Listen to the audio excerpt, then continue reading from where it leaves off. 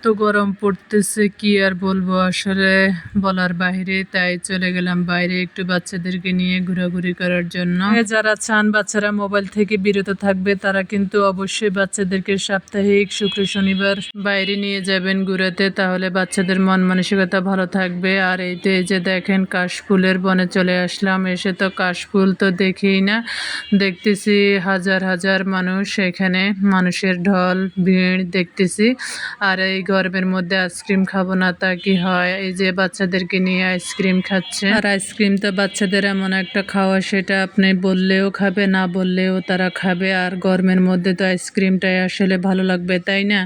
এই যে মানুষ দেখে তো নিজে হতভম্ব হয়ে গেলাম, যে ঘুরতে যাইও এত মানুষ, যেখানে যাই মানুষ আর মানুষ। আর এইতে যে ঘোরাফেরা করলাম, ঘোরাফেরা শেষ করে তারপরে চলে আসলাম, চলে গেলাম পিৎজা খেতে। ওইখানের আসলে ক্লিপটা নেওয়া হয় নাই। আর এইতে যে কেমন হলো আপনারা কিন্তু অবশ্যই কমেন্ট করে জানাবেন। আর কাশফুলে যেতে কিন্তু কেউই ভুলবেন না। খোদা হাফেজ।